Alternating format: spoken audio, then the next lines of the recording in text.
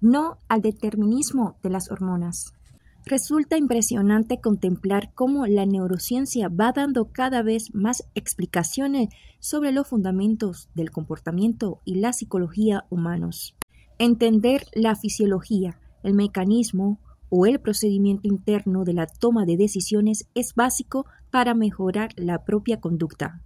Las particularidades de la oxitocina y entender su interacción con otras hormonas son claves para comprender por qué reaccionamos de una u otra forma ante los distintos acontecimientos de la vida.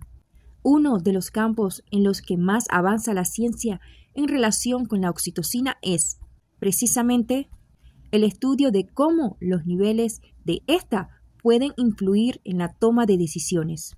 En esta materia sería injusto no citar a Paul J. Sack, economista norteamericano que se ha especializado en las interrelaciones entre economía, empresa y mundo emocional. De hecho, se considera a sí mismo como neuroeconomista. Durante su carrera profesional ha realizado múltiples experimentos y hallazgos sobre esta hormona. En general, su trabajo está centrado en una disciplina en concreto, la economía, y en la influencia de la oxitocina en el comportamiento económico. No obstante, con los avances que se producen cada año, pronto podríamos caer en la tentación de reducir el comportamiento humano a una serie de patrones matemáticos, lo que para mí resultaría inexacto y, además, contrario a mi propia manera de entender el mundo, el ser humano y la vida. Quiero puntualizar algo importante. Es necesario evitar el determinismo. En el organismo tienen lugar de manera permanente e inconsciente complejos procesos bioquímicos especiales para la toma de decisiones, para las relaciones humanas y el estado anímico. Un desequilibrio bioquímico motivado, por ejemplo, por una disminución de una determinada hormona puede comprometer hasta cierto punto la neutralidad de nuestro proceder, pero nunca condicionarlo de modo determinante, salvo en situaciones muy extremas. La mente y nuestro espíritu, nuestra alma, nosotros mismos, somos quienes tomamos al final, en libertad, nuestras propias decisiones. ¿Qué serán las que exculpan las personas en las que nos vamos convirtiendo y en cómo conectamos con lo que nos rodean? No somos, por tanto, esclavos de nuestra bioquímica. La libertad como individuos, por fortuna, no puede manipularse tan fácilmente como los niveles de cortisol u oxitocina. Contamos con dos poderosas herramientas, la voluntad y la inteligencia, para gestionar los impulsos y las tendencias.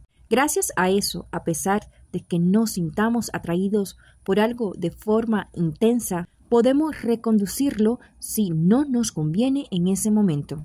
La capacidad de posponer la recompensa, ubicada en la corteza prefrontal, debe trabajarse y potenciarse porque en última instancia es lo que nos permite ser libres.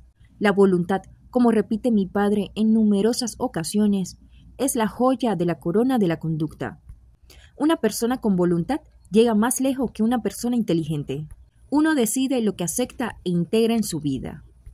No somos esclavos de lo que nos apetece o de procesos hormonales, sino que debemos aprender a gestionarlo para sacar la mejor versión de nuestra persona. El ser humano va adaptándose entremezclando sus vivencias con la bioquímica propia del organismo, de la mente y del alma, convirtiéndonos en quienes somos hoy. Mi trabajo como psiquiatra está orientado en gran parte a ayudar al herido emocionalmente y al que sufre. Para ello, además de conocimiento científico y capacidad de escuchar y de empatía, se necesita, en mi opinión, tener una visión amplia con una concepción del ser humano que pueda encajar y dar sentido a los grandes temas de la vida que afrontan a diario mis pacientes, tales como la tristeza, la angustia, el desamor, la soledad, el dolor o la muerte. El enfoque del médico condicionará hasta cierto punto el tratamiento y la respuesta que ayudará a encontrar al paciente. Desde el inicio de los tiempos, filósofos místicos, pensadores y médicos han intentado explicar el comportamiento humano. Aunque hay tantas concepciones como cabezas pensantes, sí que podemos extraer una serie de ideas fundamentales y sólidas. La primera, como dijera Aristóteles, hace ya más de 2 milenios. El hombre es un ser social por naturaleza. Somos todos muy conscientes de que estamos llamados a la vida social y cada vez somos más urbanistas. No hay más que ver el tremendo daño psicológico que nos infligió el aislamiento del confinamiento. La vida del ser humano moderno es una vida en sociedad, con múltiples relaciones. Es tremendamente reduccionista concebir al individuo aislado, sino que hay que estudiarlo en su contexto. Cuando entrevisto al paciente, en la entrevista inicial hablamos de él, de cómo se siente y de lo que le ocurre. Pero en una segunda fase siempre le pregunto por su relación con los demás, pareja, familia, amigos, compañeros de trabajo y un largo etcétera. En muchos casos, lo primero está directamente originado o se deriva de esto último. La segunda, Hobbes, tomó de Plauto una frase: el hombre es un lobo para el hombre.